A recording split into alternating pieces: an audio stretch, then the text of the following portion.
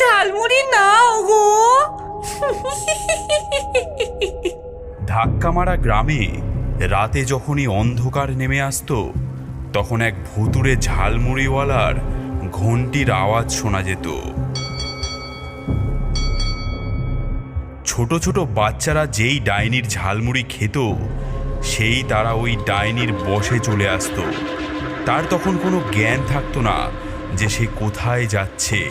সে শুধু মন্ত্রমুগ্ধের মতো সেই ডাইনির ঘন্টির আওয়াজকে অনুসরণ করে যেত। এই ডাইনি কোথার থেকে যে আসতো তা কেউ জানতো না। সে থাকতো পাহাড়ের চূড়ায় একটি ছোট্ট কুঁড়ে ঘরে। সেই কুঁড়ে ঘরের ভেতরে তার বিশাল বড় একটা জাদুর কড়াই ছিল, যেটাতে বিভিন্ন মশলা দিয়ে মন্ত্র পড়তে পড়তে সে তার ভুতুড়ে ঝালমুড়ি বানাতো।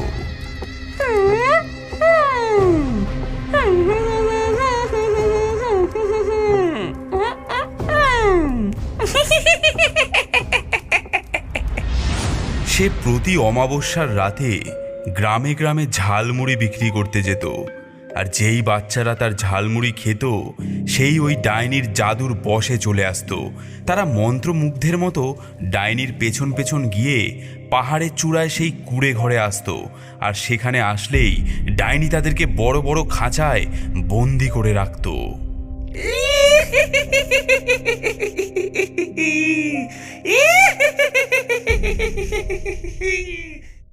ধাক্কামারা গ্রামে ভম্বল বলে একটা বাচ্চা ছেলে ছিল। সে ছিল খুবই চালাক এবং সব কিছুতেই খুবই কৌতূহলী। সে গ্রামে ঘুরে ঘুরে সব রকমের খবর জোগাড় করে বেড়াতো। বাচ্চারা রাতে একদম ঘর থেকে বাইরে বেরোবে না। রাতের বেলা এক ভুতুড়ে ডাইনি আসে আমাদের গ্রামে। সে ছোট ছোট বাচ্চাদের কাছে ঝালমুড়ি বিক্রি করে। যেই তার ঝালমুড়ি খায় সে আর ফিরে আসে না। এ ভম্বল, ওই ডাইনির ঝালমুড়ি খেতে কেমন রে?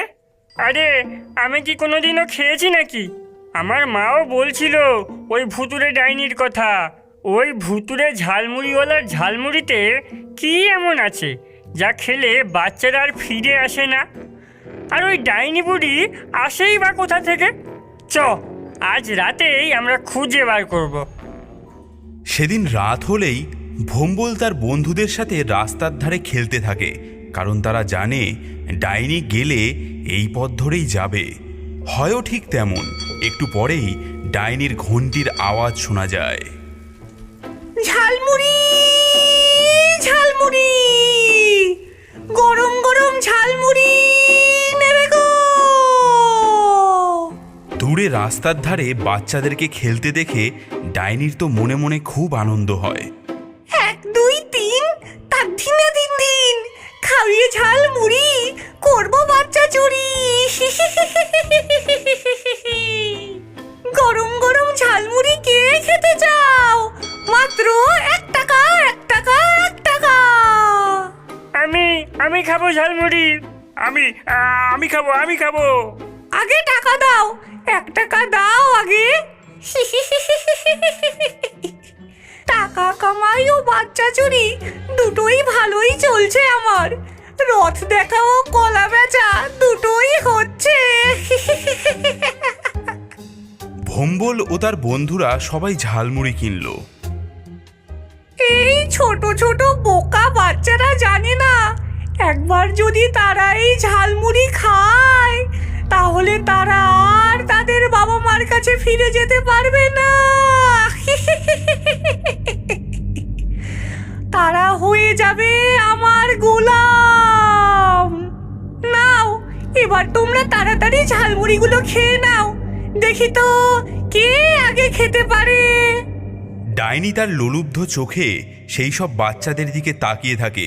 ভম্বল ও তার বন্ধুরা তো জানে এই ঝালমুড়ি খেলে তারাও ডাইনির বশে চলে আসবে, তাই তারা ঝালমুড়ি খাওয়ার অভিনয় করতে থাকে। তাদের ঝালমুড়ি খাওয়া দেখে ডাইনির তো মনে আর আনন্দ ধরে না। আজকে 3 জন নতুন অতিথি আসবে আমার ঘরে। ভোম্বল ও তার বন্ধুরা এমন অভিনয় করে যেন তারা ডাইনির বশে চলে এসেছে। তখনই ডাইনি তার ঘণ্টি বাজিয়ে জঙ্গলের পথ ধরে যেতে থাকে পাহাড়ের চূড়ায় তার সেই কুঁড়ে ঘরের উদ্দেশ্যে। ডাইনি জঙ্গলের ভেতর দিয়ে কত অদ্ভুত অদ্ভুত জায়গা দিয়ে যেতে থাকে। অভিনয় করে চলা ভোম্বল ও তার বন্ধুরা জানতই না যে এই জঙ্গলের মধ্যে এমনও জায়গা থাকতে পারে। কিছুক্ষণ হাঁটার পর তারা পৌঁছে যায় পাহাড়ের চূড়ায় ডাইনির সেই কুঁড়ে ঘরের সামনে। জগা, তৈরি তো? হ্যাঁ। ডাইনি সামনে এগোচ্ছিল। এমন সময় ভোম্বল ও তার বন্ধুরা সাই সাই করে পেছনে জঙ্গলের আড়ালে লুকিয়ে পড়ল। এদিকে ডাইনি পেছন ঘুরে বাচ্চাদের না দেখতে পেয়ে সে তো অবাক হয়ে যায়। এ কি, আমার নতুন চাকররা কোথায় গেল? সে দৌড়ে যায় তার কুঁড়ে ঘরের সামনে এবং মন্ত্র বলে তার কুঁড়ে ঘরের দরজা খুলে ফেলে।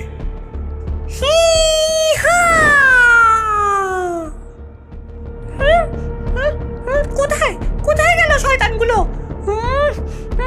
ছোট ছোট শয়তানগুলো কোথায় গেল? আজকে ওদেরকে হাতের কাছে পেলে জ্যান্ত রান্না করে খেয়ে ফেলবো। ওরা আবার জঙ্গলে রয়ে যায়নি তো? যাই, একবার গিয়ে দেখি। ডাইনি বাচ্চাদেরকে খোঁজার জন্য জঙ্গলের দিকে এগিয়ে যায়। ডাইনি চলে যেতেই ভোম্বল ও তার বন্ধুরা লুকিয়ে লুকিয়ে সেই ডাইনির কুঁড়ে ঘরের জানলা দিয়ে উকি দেয়। তারা দেখতে পায় ডাইনির কুঁড়ে ঘরে কত অদ্ভুত সব জিনিসে ভর্তি। কুঁড়ে ঘরের মাঝখানে রাখা বিশাল বড় একটা কড়াই, একপাশে রাখা একটা মস্ত বড় ঝাড়ু, আর এক কোণে রাখা কতগুলো খাঁচা যেগুলোর মধ্যে বন্দি কতগুলো বাচ্চা।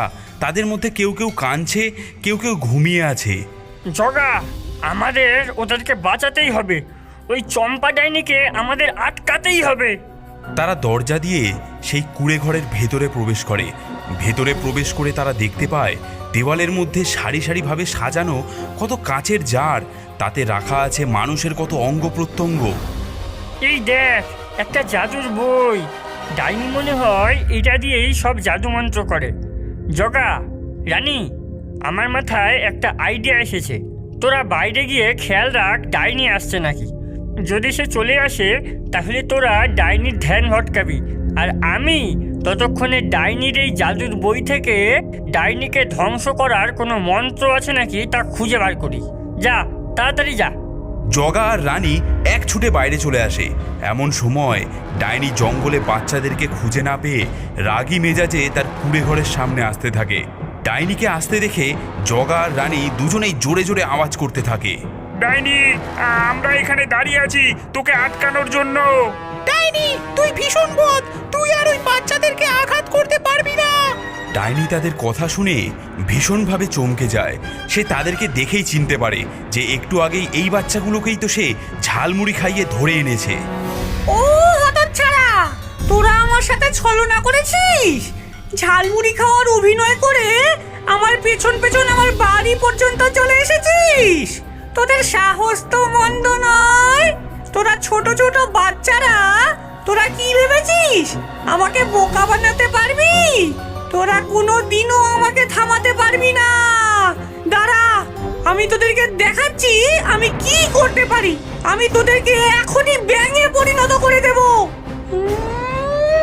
ঝালমুড়ি ঝালমুড়ি, যা তুই উড়ে একে একে ওদেরকে নিয়ে আয় ধরে। ইহা!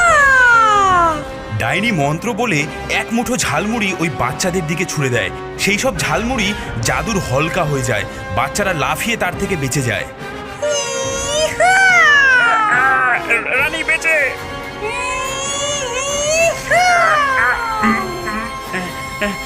রানী, ভোম্বলের এত দেরি হচ্ছে কেন? আমরা বেশিক্ষণ এই শক্তিশালী ডাইনিকে আটকে রাখতে পারবো না মনে হচ্ছে।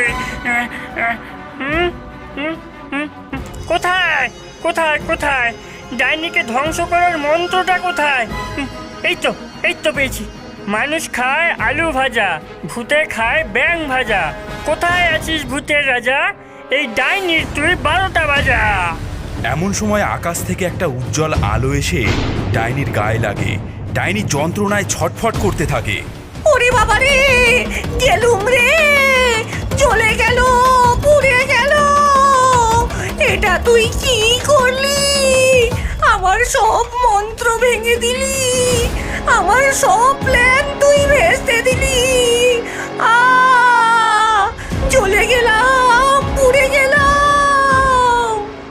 অন্যদিকে ডাইনির সেই কড়াই থেকে অনেক ধোঁয়া ও বুদবুদ বেরোতে লাগলো। যে সকল শিশুরা ঘুমিয়েছিল তারা জেগে উঠে আস্তে আস্তে খাঁচা থেকে বেরিয়ে আসতে লাগলো। জগা, রানী, আমরা পেরেছি, আমরা ডাইনিকে আটকাতে পেরেছি। এখনো সময় আছে, চাচা আপন প্রাণ বাঁচা, পালাই বাবা। হি হা। ডাইনি পালানোর জন্য দৌড়ে তার কুঁড়ে ঘরের দিকে এগিয়ে যায়, কিন্তু ততক্ষণে অনেক দেরি হয়ে গিয়েছিল। ডাইনির যে ঝালমুড়ি বানানোর কড়াইটার থেকে এতক্ষণ ধোঁয়া ও বুদবুদ উঠে চলছিল